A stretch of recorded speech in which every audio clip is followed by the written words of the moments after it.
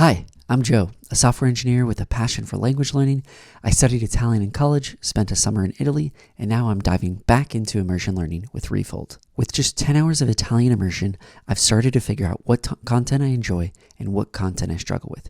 For example, I breeze through language learning content on YouTube, but I hit roadblocks when it comes to more complex topics like the history of Nintendo. Here's a clip from Podcast Italiano which I find easy to follow. La cosa più importante per affrontare la mancanza di motivazione è... Ciao amici, bentornati su Podcast Italiano. Sono di nuovo con Luca Lampariello, grandissimo poliglotta italiano, e oggi parliamo di motivazione nell'apprendimento delle lingue. In contrast, here's another clip from a documentary on Nintendo's history, which was a completely different story. Per farlo dobbiamo tornare indietro nel tempo, questa volta di esattamente 135 anni, quando Nintendo non era altro che una piccola attività di artigianato.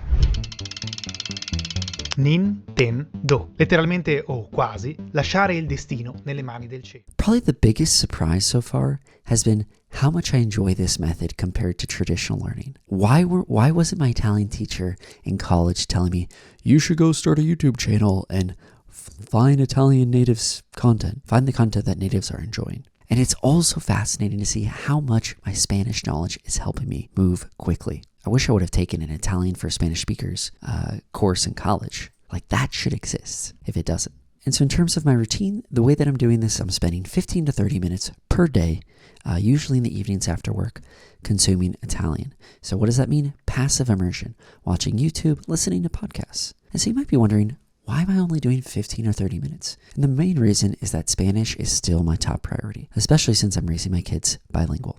And so I don't want that to deteriorate. And so I'm trying to figure out what is the right threshold. Right now, it's 15 to 30 minutes. Later, it might be more. Again, I'm only at 10 hours, but part of my goal is to do lots of input first because I'm going with the immersion approach. And so I want to get as much input as I can before I start trying to output. My thinking is that that's going to be 500 hours. Right now, that feels a little arbitrary, so I might adjust as I go, but my goal is to continue updating you with these videos, and I'll plan to see you again at the 25-hour or 50-hour mark, so I can share more progress and tell you more about how things are going. So the last thing I want to end on is, have you tried learning a language through immersion? How did it go? What language did you learn? What was your experience? So that's all. Drop a comment below. Let me know about your experience. Hit subscribe if you want to see more of these updates, and I'll catch you in the next one.